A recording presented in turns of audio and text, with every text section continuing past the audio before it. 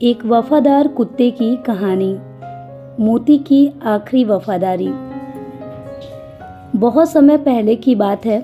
उत्तर प्रदेश के एक छोटे से गांव रामपुर में हरिया नाम का एक गरीब किसान रहता था। उसका परिवार बहुत छोटा था। उसकी पत्नी कमला और 10 साल का बेटा राजू ही उसकी पूरी दुनिया थे। हरिया के पास ज़्यादा जमीन नहीं थी। वह दिन रात खेतों में मेहनत करता और किसी तरह अपने परिवार का पेट पालता था। गरीबी जरूर थी, लेकिन उनके छोटे से घर में प्यार और अपनापन बहुत था। हरिया के घर में एक कुत्ता भी रहता था। उसका नाम था मोती। मोती कोई महंगी नस्ल का कुत्ता नहीं था। उसके शरीर पर सफेद और भूरे रंग के बाल थे। उसकी आंखों में एक अलग ही चमक थी। वह हरिया और उसके परिवार से इतना प्यार करता था कि उनके बिना एक पल भी रहना उसे पसंद नहीं था। कई साल पहले हरिया को मोती गांव के बाहर एक पेड़ के नीचे मिला था। उस समय वह बहुत छोटा पिल्ला था।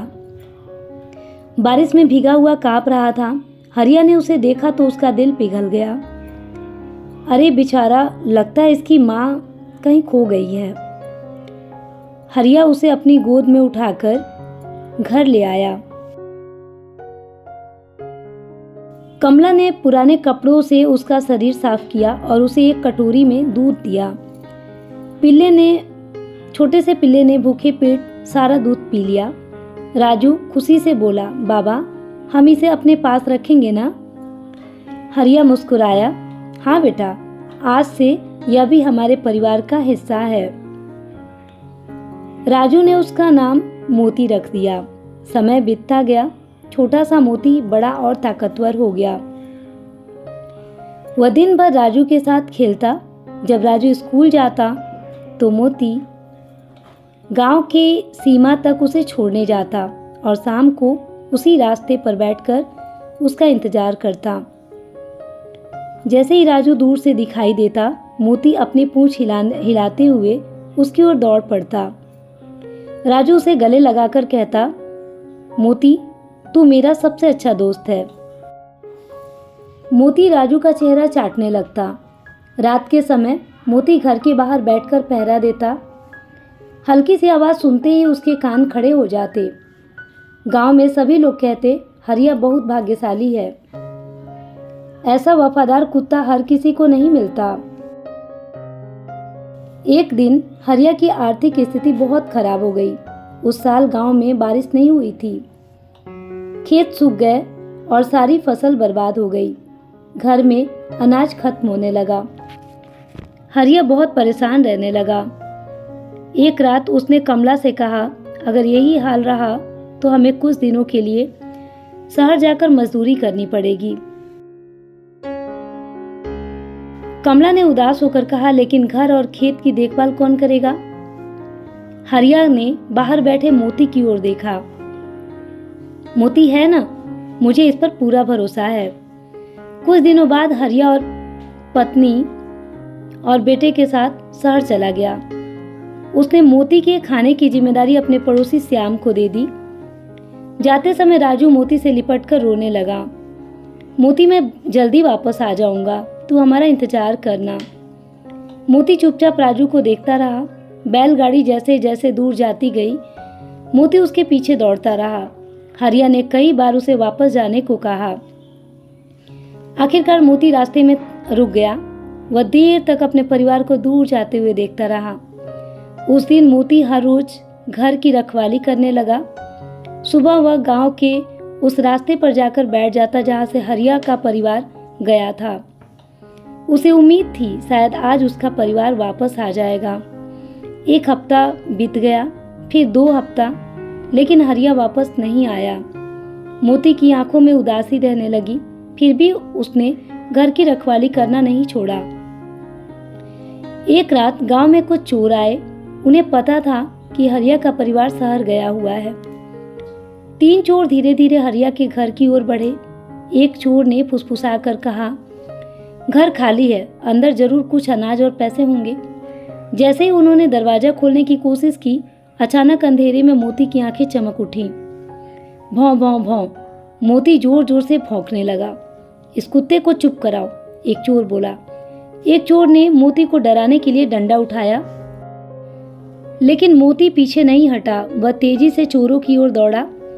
चोर ने डंडे से मोती पर वार किया। मोती घायल हो गया, लेकिन उसने हिम्मत नहीं छोड़ी। उसने एक चोर का पैर पकड़ लिया। चोर दर्द से चिल्लाया। मोती के भौंकने और चोरों की आवाज़ सुनकर गांव के लोग जाग गए। चोर चोर, किसी ने आवाज़ लगाई।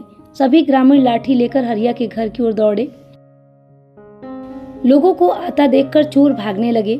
2 चोर भाग निकले, लेकिन एक चोर को ग्रामीण ने पकड़ लिया। जब शाम की नज़र मोती पर पड़ी, उसकी आंखों में आंसू आ गए। मोती जमीन पर घायल पड़ा था। उसके शरीर से खून बह रहा था। श्याम तुरंत उसे उठाकर गांव के पशु चिकित्सा के पास ले गया। डॉक्टर ने उसका इलाज किया। चोट गहरी है, डॉक्टर ने कहा, लेकिन यह कुत्ता बहुत बहादुर है। कुछ दिनों बाद हरिया और अपने परिवार के साथ गांव वापस आया। राजू बैलगाड़ी से उतरते ही चिल्लाया, मोती मोती, मैं वापस आ गया। लेकिन हर बार की तरह मोती दौड़कर नहीं आया। राजू घबरा गया। बाबा, मेरा मोती कहाँ है? तभी श्याम वहां आया। उसने पूरी घटना हरिया को बताई। हरिया की आंखें भर आई। राजू दौड़ता हुआ घर के पीछे गया। वहां मोती एक पुराने कपड़े पर लेटा हुआ था। उसके शरीर पर पट्टियां बंधी थी। मोती, राजू की आवाज़ सुनते ही मोती ने धीरे से अपनी आंखें खोली। उसने राजू को देखा। उसकी पूंछ धीरे धीरे हिलने लगी। राजू दौड़कर उसके पास बैठ गया और उसको गले लगा लिया। मोती, मैंने कहा था ना कि मैं वापस आऊंगा, तूने मेरा इंतजार क्यों नहीं छोड़ा? मोती धीरे से राजू का हाथ चाटने लगा। हरिया भी उसके पास बैठ गया। उसने मोती के सिर पर हाथ रखते हुए कहा, मोती, तूने आज साबित कर दिया कि वफादारी सिर्फ इंसानों में नहीं होती। तूने हमारे घर को बचाने के लिए अपनी जान तक दांव पर लगा दी। मोती धीरे धीरे ठीक होने लगा। कुछ महीनों बाद वह फिर पहले की तरह हो गया। अब गांव के लोग मोती को सिर्फ एक कुत्ता नहीं बल्कि गांव का बहादुर रक्षक मानते थे। साल बीतते गए। राजू बड़ा हो गया और पढ़ाई के लिए शहर चला गया। लेकिन जब भी वह गांव वापस आता, मोती उसे देखते ही खुशी से उसके पास जाता। समय के साथ मोती बूढ़ा हो गया। अब वह पहले की तरह तेज नहीं दौड़ सकता था। उसकी आंखों की चमक भी कम हो गई थी।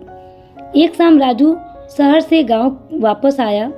वह सीधे मोती के पास गया। मोती घर के आंगन में चुपचाप लेटा था।